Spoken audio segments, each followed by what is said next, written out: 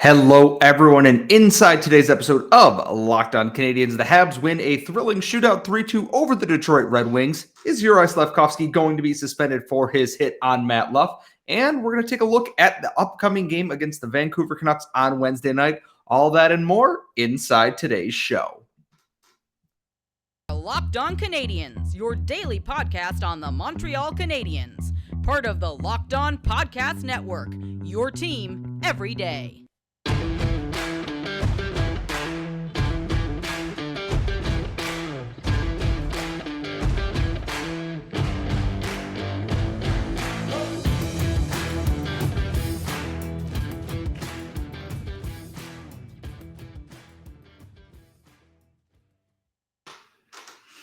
Hello, everyone, and welcome to episode 722 of Locked On Canadiens. We are, of course, your daily Montreal Canadiens podcast. We are available wherever you get your daily podcasts. So thank you so much for subscribing. And if you are watching my very tired, haggard-looking face, it has been a long day, but thank you for watching on YouTube. If you have subscribed, great. Make sure you ring the bell. You get notified every time we drop a new episode, if we go live, do a live stream, anything else during the season. So please, thank you. Do that. Thank you for your support.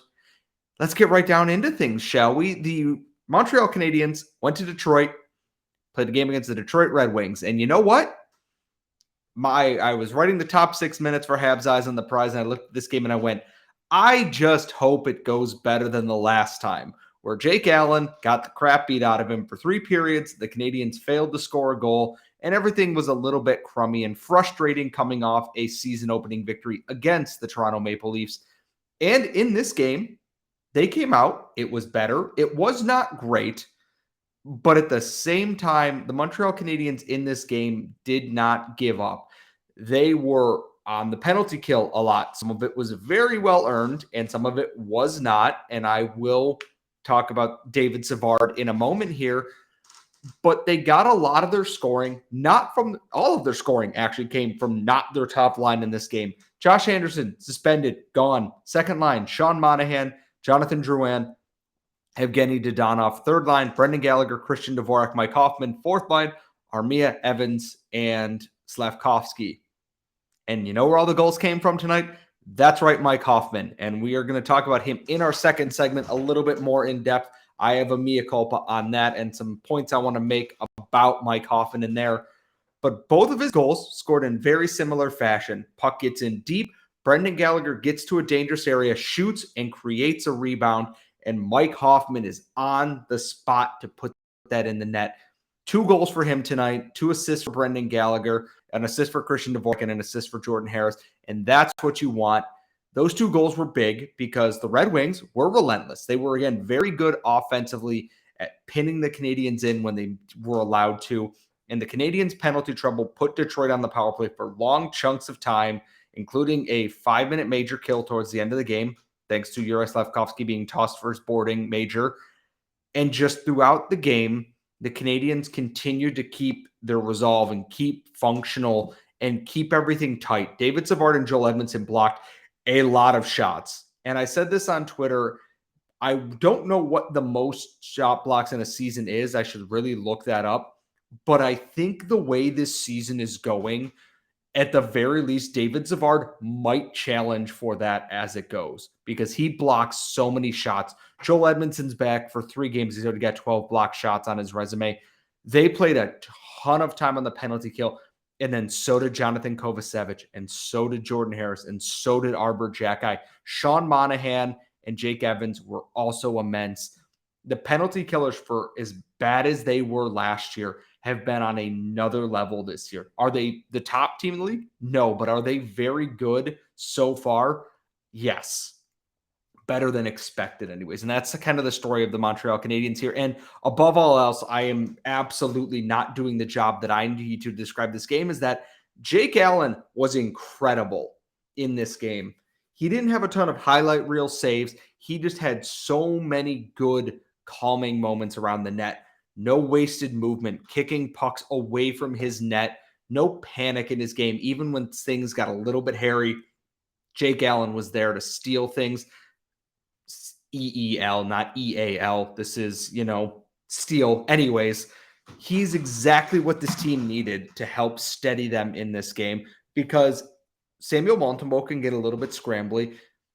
Jake Allen was what they needed in this. And then, of course, you get into overtime, and Martin St. Louis went pure vibes in overtime. And you know what?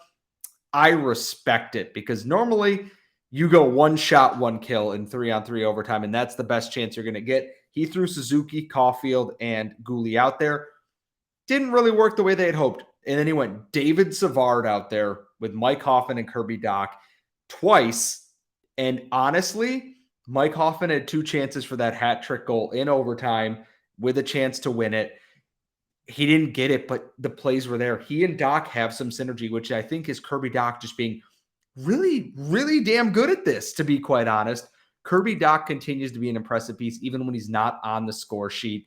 And then in the shootout, Cole Caulfield does Cole Caulfield things. Nick Suzuki fooled Ville Husso so badly. Husso thought he was going to flip the puck over him, and Suzuki just threw him a heater off the far post and in.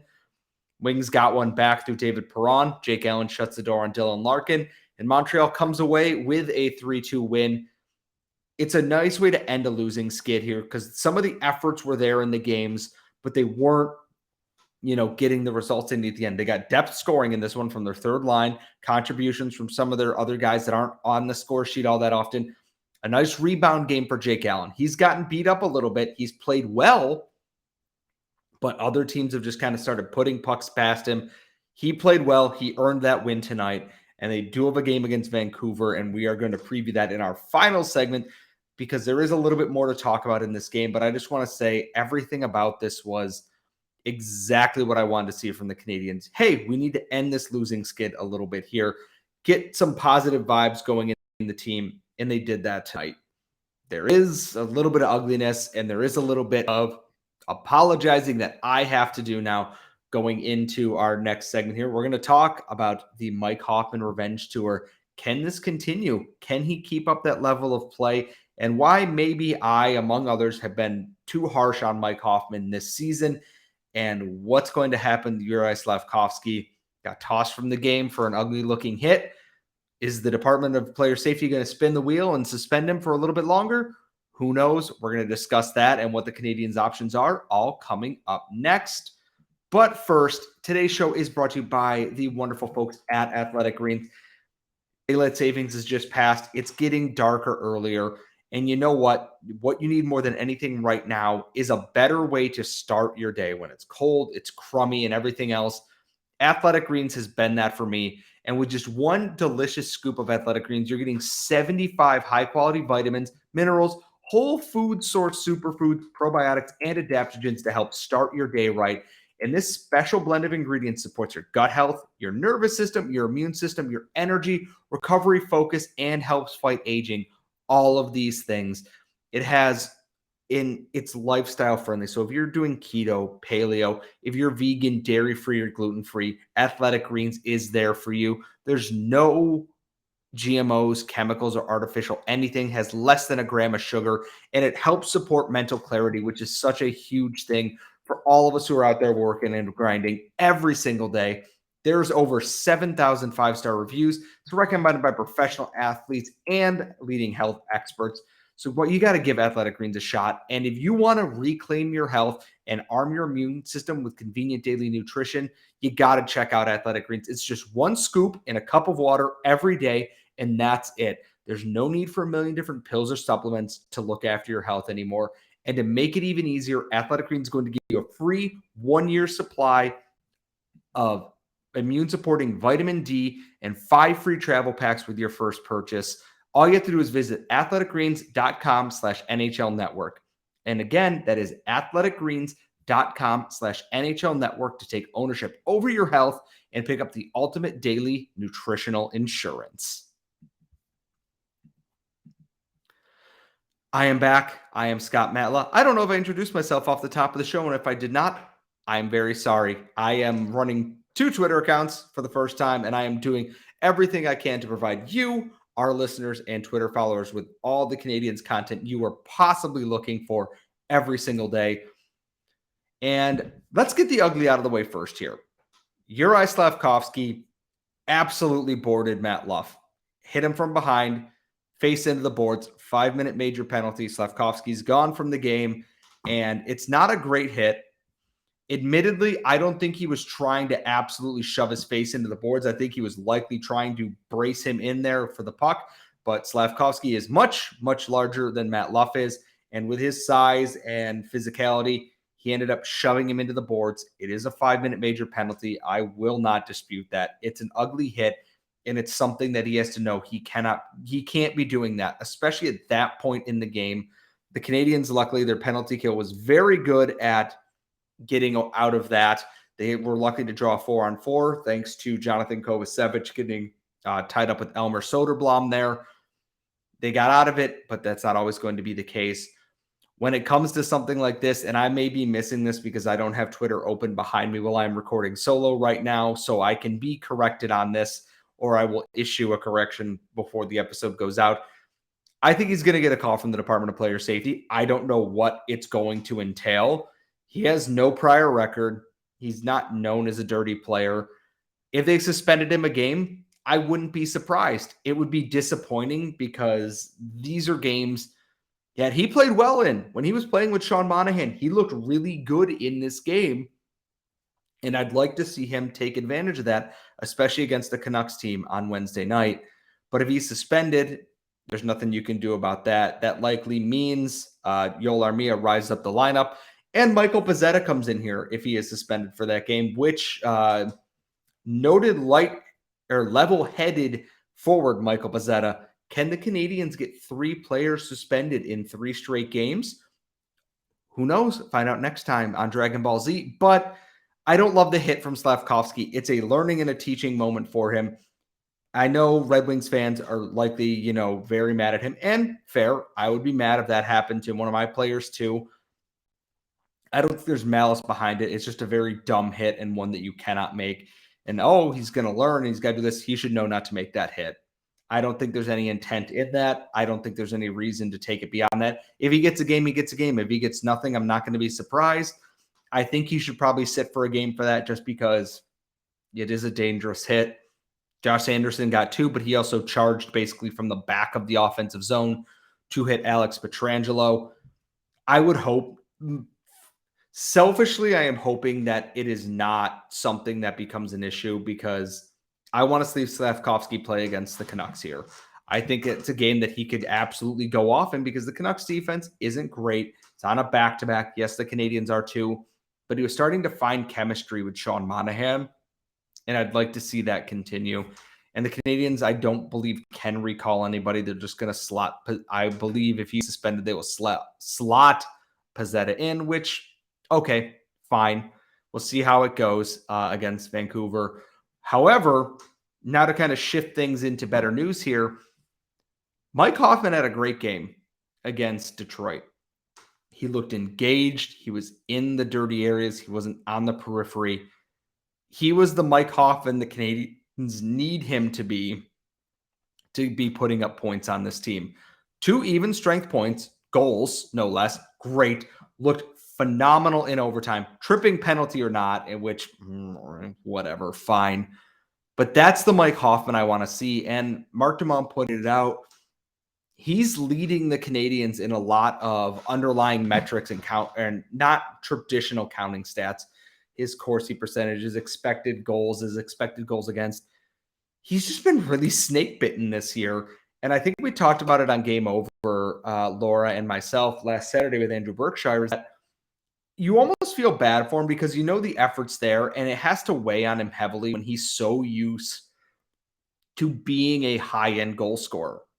And if this is the Mike Hoffman that we can see more consistently, and I don't think we're going to see this guy every game. You don't see the best Nick Suzuki and Cole Caulfield every game. You don't see the best Austin Matthews or Alex Ovechkin every game. The only guy that might bring it every single night might be Connor McDavid and Sidney Crosby, and that's because they are genetic freaks like Scott Steiner out there.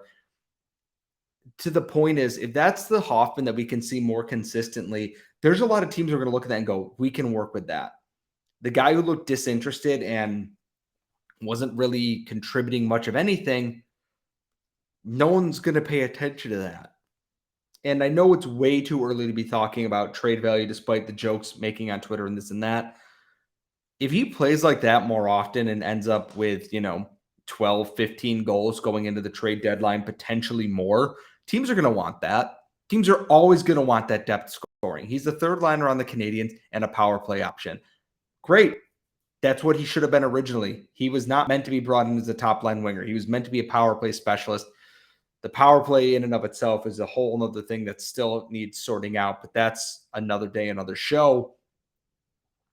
I am curious now if those 2 goals kind of help reinvigorate Mike Hoffman, because we've seen last year when he gets hot, he gets red hot. And I mean, 4, 5, 6 games with a goal or points and everything. And that's what the Canadiens need. They need that depth scoring. Suzuki, Caulfield, and Doc is great together. They need some of that depth to come to life here and give them some depth scoring, because otherwise teams are just going to put their top guys out there over and over and over again. Mike Hoffman's revenge tour is a good thing for the Canadiens in so many facets. And yes, we have been very harsh on him, but I think it's because people really want to see this guy step up like we saw tonight. Yeah, it's great. I will, point out when he does something wrong, and I will absolutely admit that, hey, maybe I was wrong going into this game. I mean, I did it with Matthew Perreault last year when he scored a hat trick against also the Detroit Red Wings in that game. He never really did much else since after that, but that's not the point.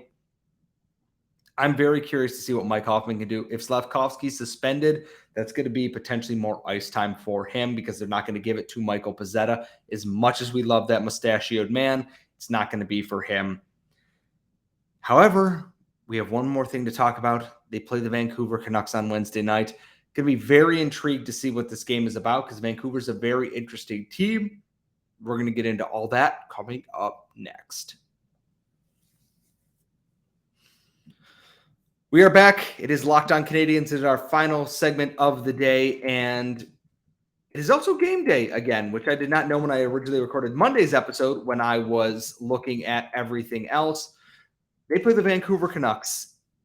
Vancouver is coming off a 6-4 win over the Ottawa Senators, and then they play the Montreal Canadiens coming up next here, obviously. Vancouver's a very interesting team because offensively, scary.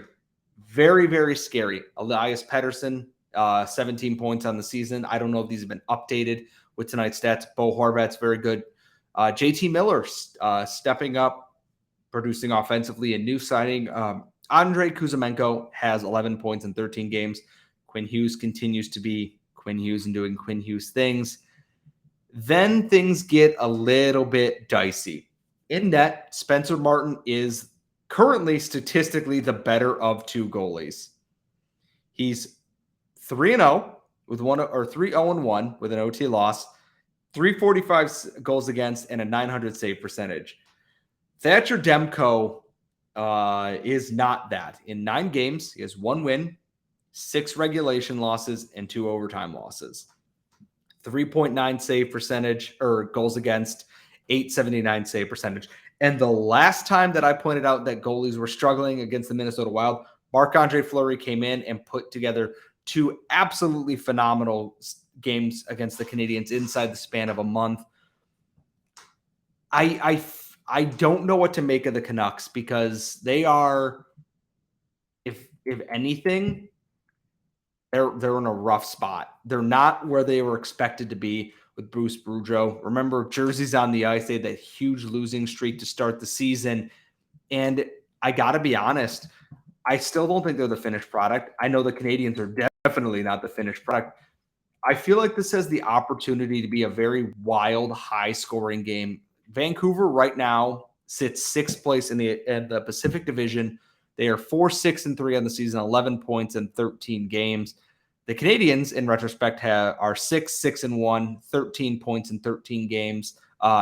Just for the record, I'm looking at things right now. Ottawa's in last place. They are 4-8, which is hilarious because the rebuild is over. But that is currently not what we're going to be talking about here. This is all going to come down to whether Montreal can keep up, because Vancouver has 47 goals, scored 53 goals given up. Montreal has scored 37 and given up 42. Vancouver has the ability to turn this game on its head very quickly, but I also think Montreal could do the exact same thing. Samuel Montembeault is likely going to get the start. This is going to be a big test for him. He's played a lot of big games. He had that game against the Sabres where he stood on his head, stole them 2 points in that game. Not even debatably, he did steal them 2 points in that game. And I'm curious to see if they shake things up. Does Chris Weidman come back in the lineup? Do we see a shuffling in the lineup? They can't call anyone else up because we still don't know what's going on with Slavkovsky.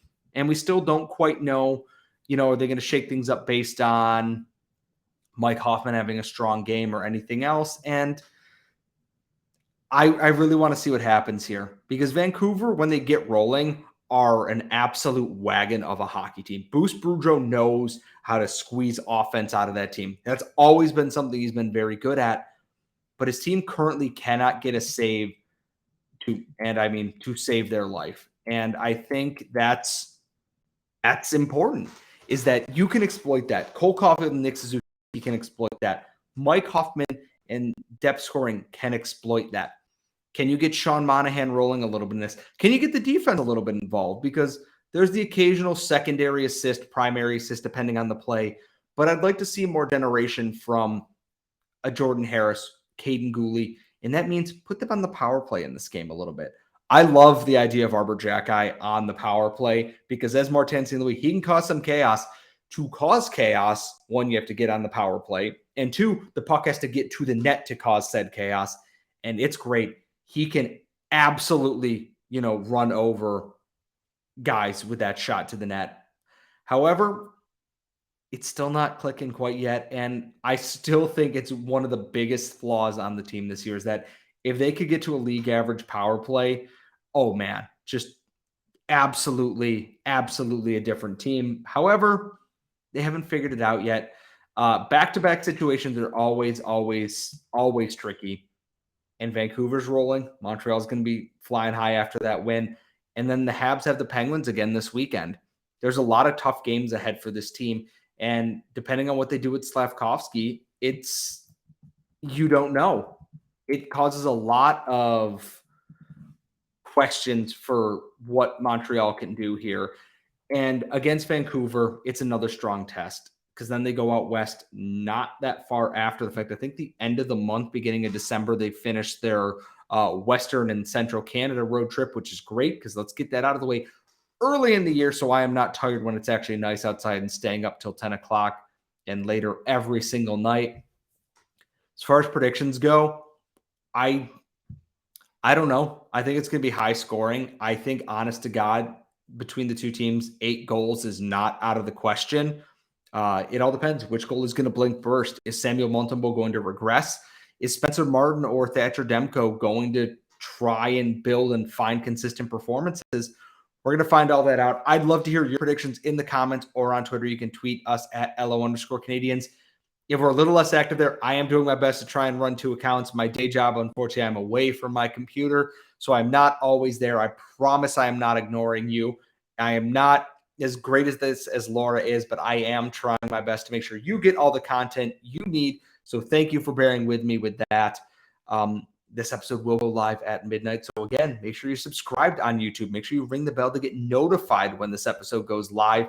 You can follow myself on Twitter at Scott Matla. If you're looking for game highlights, I post everything on Twitter if I am home or not out and about. So please make sure you're following me there as well. You can follow Laura at The Active Stick to listen to all of her vacation gloating currently, but do not bother. It is her vacation. But if you do bother her, say hello.